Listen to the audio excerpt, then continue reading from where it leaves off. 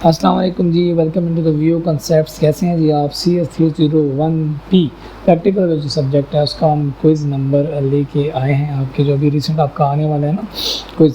तो quiz number 3 है graded, तो इसे हम कर लेते हैं आज जी और स्टार्ट करते हैं जी, टाइम ज़ाया किए बगैर।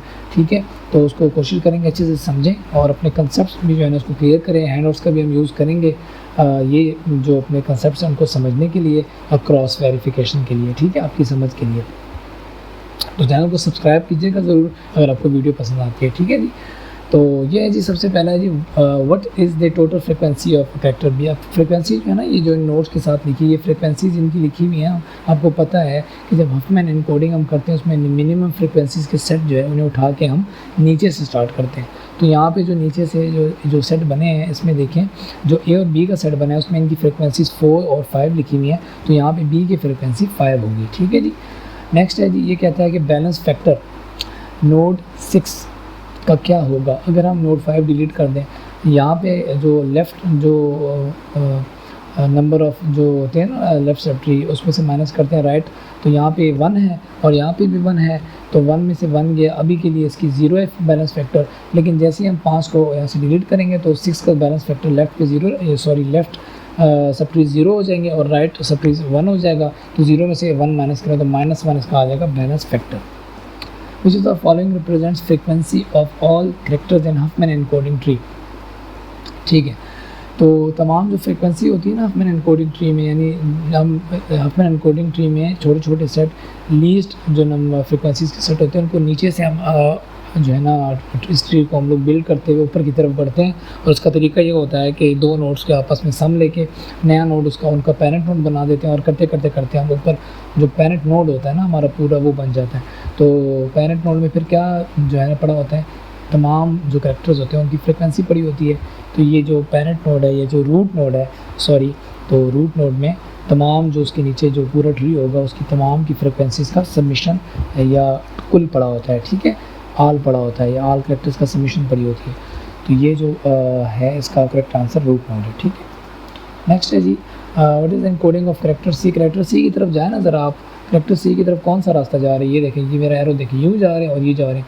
तो इसमें ये 0 और 1, तो ये 0 यानी ये नंबर जो है कोड 0 कोड और फिर 1, तो 0 1 जब भी हम करेंगे तो इस ट्री के लिए तो हम सी पे पहुँच जाएंगे। तो 0 1 इसका करेक्ट आंसर है। नेक्स्ट है ये complete binary with the property that the value at each node is at least as small as the values at children. कह रहे हैं कि कंप्लीट बाइनरी ट्री है और उसकी एक प्रॉपर्टी ये है कि उस एक ख़ास किस्म की ट्री होता है कंप्लीट बाइनरी ट्री की जो है ना काइंड्स में से, जिसमें उसकी जो हर नोड जो है ना वो अपने जो चाइल्ड नोड होते हैं उससे उसकी जो वैल्यू होती है वो कम होती है।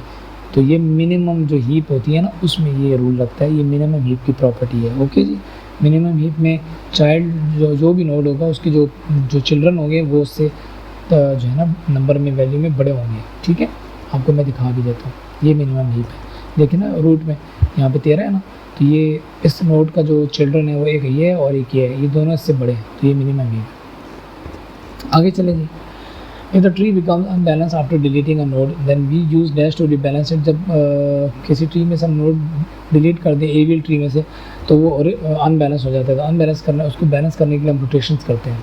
ठीक है, रोटेशंस 4 किस्म की रोटेशंस होती हैं, आप पढ़ लीजिएगा हैंडआउट्स में। A hole is created which needs to be filled. जब हम एक होल क्रिएट करते हैं और उसे हमने फिल करना है तो वो if the element is dash from the heap, तो वो कब होती है सूरत हाल, तब पैदा होती है जब हम किसी अपने हीप में जो वो होल है या कोई नंबर जो है वो क्या करना चाहते हैं, इंसर्ट करना चाहते हैं। तो पहले हम क्या करते हैं, नंबर इंसर्ट करने से पहले होल इंसर्ट करते हैं। ठीक है, होल इंसर्ट करने के बाद फिर हम बाकी का काम करते हैं। आगे जी, which node will become unbalanced if a node is inserted as child of the node R in the given tree. यहाँ पे कह रहा है कि अगर जो इस ट्री में हम आर जो है इसके राइट पे जो है ना एक चाइल्ड इंसर्ट कर दें। ठीक है, राइट पे कर दें, node is inserted as a child of the node R in the given tree. हाँ, तो राइट पे करें लेफ़्ट पे करें, यहाँ पे भी कंसर्न नहीं है। वो कह रहा है अगर आर का एक चाइल्ड आ जाए तो कौन सा जो नोड है वो अनबैलेंस हो जाएगा। देखें ना, यहाँ पे भी आर की बैलेंस फैक्टर 0 है, इसका लेफ़्ट पे भी कुछ नहीं है, राइट पे भी। फर्स्ट करें हम यहाँ से लेफ़्ट पे डालते हैं एक नोड, तो लेफ़्ट पे डालने से आर की जो बैलेंस फैक्टर होगा वो 1 माइनस 0 1 हो जाएगा। और पी का क्या हो जाएगा, पी के लेफ़्ट पे क्या है आर है और आर के नीचे कोर है 2 और राइट पे क्या है 0, तो 2 माइनस 0 क्या बन जाएगा 2 बन जाएगा। तो एवियल ट्री में बैलेंस रखने के लिए जो डिफरेंस है ना लेफ़्ट और राइट सब ट्रीज़ का, वो 1 से ज़्यादा नहीं होना चाहिए। यहाँ पे चूँकि पी नोट का 1 से ज़्यादा हो गया तो पी को जो है ना हम उसका कोई हल निकालेंगे, ठीक है। तो ये पी नोट जो अनबैलेंस हो गया। आगे जी एदास की वैल्यू जो फैक्टर ए की जो है वो 65 है। Consider the max heap represented by the following array. अब ये एक एरे है, इसमें हमने जो उसको मैक्स हीप के तौर पे इसको देखना है और which of the following is the parent of node 14। अब हमने बताना है कि जो 14 है उसका पेरेंट कौन है, ठीक है। इसमें थोड़ा फार्मूला बाजी है, वो देख लेते हैं। अच्छा जी, सिंपल तरीका है इसको सॉल्व करने का, फार्मूला बाजी मैंने लफ्ज़ यूज़ किया।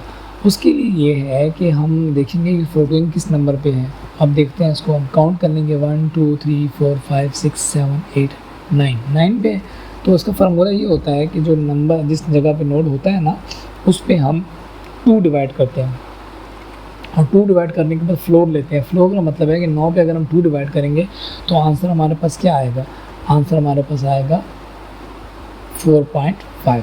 तो हमने फ्लोर नीचे की तरफ जाना है, जो लेस मतलब पीछे की तरफ जाना है, राउंड करना है अपने नंबर को, आगे की तरफ राउंड नहीं करना है, पीछे की तरफ राउंड करना है।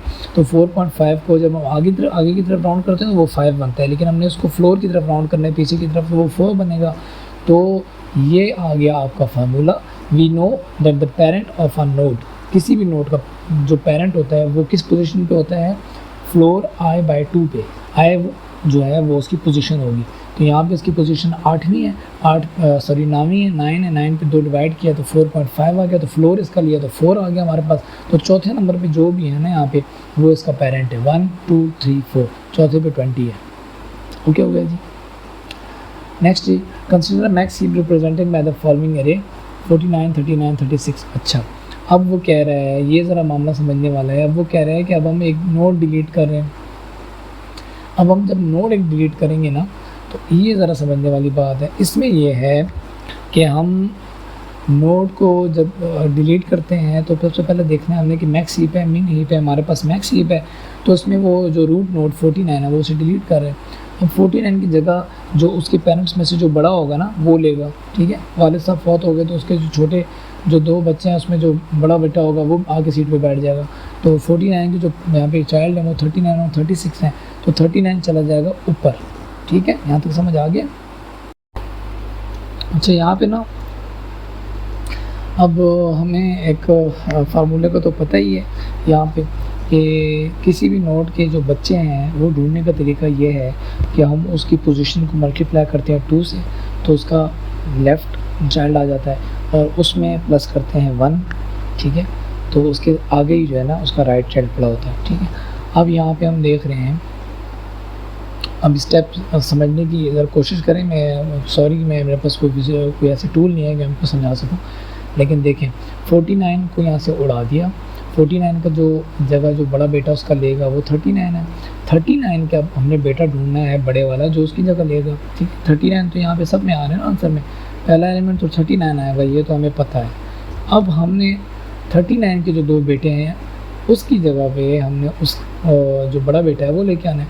तो 39 का जो 2 बेटे हैं वो यानी ये 39 सेकंड पोजीशन पे है, इसको मल्टीप्लाई कर दें 2 से, तो 4th पोजीशन पे उसका लेफ़्ट होगा चाइल्ड और 5th पोजीशन पे उसका राइट चाइल्ड होगा।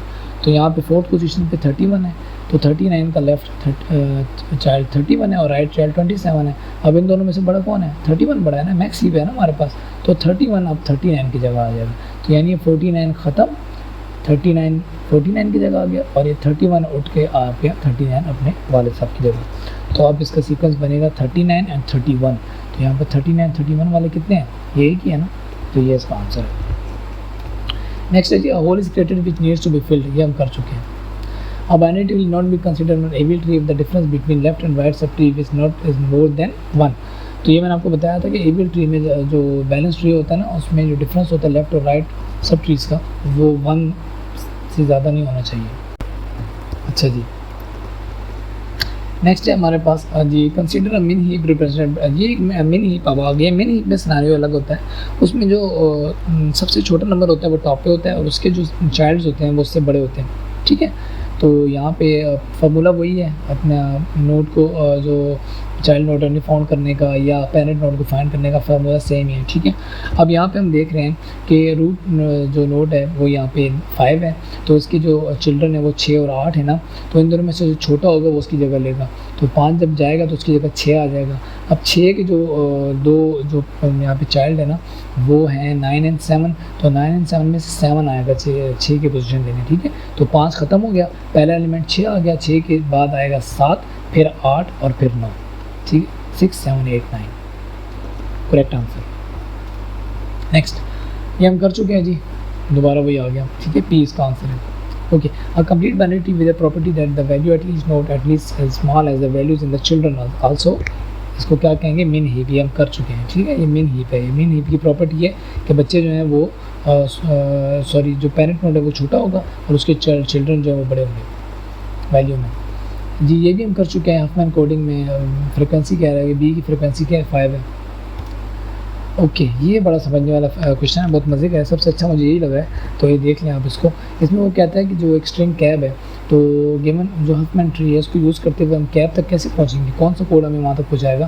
तो उसके लिए पहले हम सी तक जाएंगे। सी तक जाने का रास्ता क्या है, हमारे पास 1, उसके बाद 0, ये मेरे आप पॉइंटर को देखें, 1 0 1 1 1 0 1 1, ये 1 0 1 1 इन दो जो है ना आंसर में आ रहा है, ठीक है। इसमें मैंने क्लिक कर दिया, ये सेकंड और 4 में आ रहा है 1 0 1 1। अब ए तक जाएंगे, सी के बाद ए का क्या है, यहाँ पे रूट 0 है ना, ये रास्ता है इसका, देखें 0, तो 0 आएगा, तो 0 भी दोनों में आ रहा है, ठीक है। अब आखिरी हम बी तक जाना है हमने, तो बी तक जाने का क्या रास्ता है, 1 1 1 3 1, तो ये 1 1 1, तो पूरा कोड क्या बन गया, 1 0 1 1 0 1 1 1, तो ये इसका आंसर है। ओके जी, लास्ट है जी आज हमारा आज का ये क्विज का जी लास्ट है कि what will be the balance factor of node 6 if node 5 is deleted. ये पहले कर चुके हैं, अभी 6 का जो बैलेंस फैक्टर है इस वक्त है डिलीट नोड ना किए वो 0 है, जैसे ही हम 5 को उड़ाएंगे तो वो -1 हो जाएगा। ये हम पहले कर चुके हैं, ठीक है। देखिए ना यहाँ पे ये 6 का अभी लेफ्ट सब ट्री में 0 है और सॉरी 1 चाइल्ड है और यहाँ पे भी 1 है, तो 1 - 1 करेंगे 0 आएगा, लेकिन जब 5 चला जाएगा उसको डिलीट कर देंगे तो यहाँ पे 0 रह जाएगा, 0 में से 1 माइनस करेंगे तो हमारे पास -1 आ जाएगा। आई होप सो जी आपको पसंद आया होगा, क्विज़ मज़े का था, कंसेप्चुअल था, मुझे भी करके बहुत मज़ा आया। और अगर आपको कोई चीज़ समझ नहीं आती तो कमेंट करके पूछें, मैंने कहीं भी गलती कर दी तो मुझे बताएं, और ताकि मेरे इल्म में भी जो है ना इजाफा हो। और वीडियो पसंद आई तो उसे लाइक करें और चैनल को ज़रूर सब्सक्राइब करें ताकि आपको ऐसी वीडियोस मिलती रहें, ठीक है जी। तो मिलते हैं किसी नेक्स्ट वीडियो में, तब तक के लिए अल्लाह हाफ़िज़, अपना ख्याल रखिएगा, बाय बाय।